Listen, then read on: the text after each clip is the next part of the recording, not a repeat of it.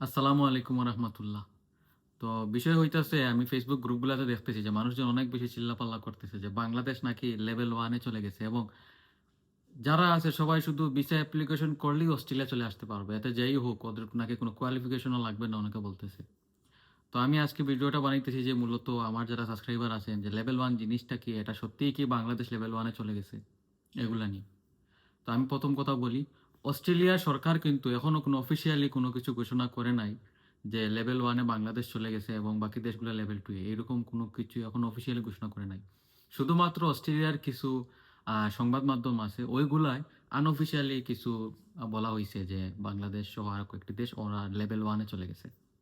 আচ্ছা ধরেন অস্ট্রেলিয়া 2 মাস পর আবার ঘোষণা করলো যে হ্যাঁ বাংলাদেশ লেভেল ওয়ানে চলে গেছে। এখন কাহিনী হইতাছে লেভেল ওয়ানে যাওয়ার পর কি হবে আসলে? সবার কি কোনো ধরনের ডকুমেন্টস লাগবে না? আপনার কি আইএলটিএস দেওয়া লাগবে না? মানে কি কিছুই লাগবে না? আপনি শুধু ভিসার অ্যাপ্লিকেশন করবেন, অস্ট্রেলিয়া চলে আসবেন এরকম? আমি বলি। কাহিনী হইতাছে লেভেল ওয়ানে যখন যাবে আপনার ফাইন্যান্সিয়াল ডকুমেন্ট ভিসা অ্যাপ্লিকেশনের সময় লাগবে না।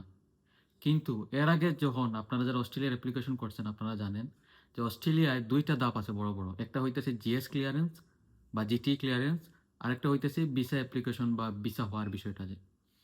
তো ফাইন্যান্সিয়াল ডকুমেন্টগুলা ওই জিটি বা জিএস ক্লিয়ারেন্সের সময় অবশ্যই লাগবে। এতে আপনি লেভেল ওয়ানে থাকুন বা এর উপরে গেলেও যান, ফাইন্যান্সিয়াল ডকুমেন্টগুলা ইউনিভার্সিটিতে সাবমিট করতেই হবে।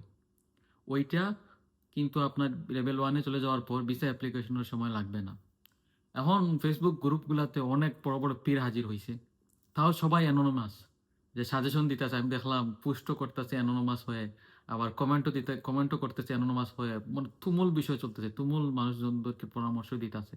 কেন? ওরা যদি এত কিছু ভ্যালিড ইনফরমেশন জানে, অথেন্টিক ইনফরমেশন জানে, নিজেকে অ্যানোনিমাস করার কি দরকার?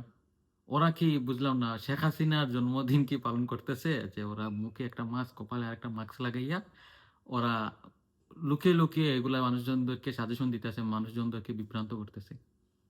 তো আমি এক কথায় বলি, বাংলাদেশ লেভেল ওয়ানে যদি অফিসিয়ালি এখন ঘোষণা করা হয় নাই, তো মোস্ট প্রবলি বাংলাদেশ লেভেল ওয়ানে যাবে। যদি লেভেল ওয়ানে চলে যায় তাইলে ফাইন্যান্সিয়াল ডকুমেন্ট আপনার ভিসা অ্যাপ্লিকেশনের সময় লাগবে না, কিন্তু ফাইন্যান্সিয়াল ডকুমেন্ট সবগুলো আপনার জিটি ক্লিয়ারেন্সের সময় ইউনিভার্সিটিতে সাবমিট করতে হবে। কারণ ইউনিভার্সিটির এই বিষয়টা জানা প্রয়োজন যে আপনি এখানে যে ব্যাচেলর বা মাস্টার্স করতে আসবেন, আপনি ওই টাইমে আপনার পড়াশোনার খরচটা তুলতে পারবেন কিনা। তো মানুষজন, আপনারা যারা কনফিউশন হয়েছেন ফেসবুক গ্রুপগুলা থেকে, ওইগুলা থেকে আপনারা অন্য কোনো কোয়েশ্চন থাকলে আমার কমেন্টে জানাইবেন, আমি নতুন আরেকটা ভিডিও বানানো ট্রাই করবো আপনাদের কোয়েশ্চনগুলোর আনসার নিয়ে। অ্যান্ড সবাই ভালো থাকবেন, দেখা হচ্ছে নেক্সট ভিডিওতে।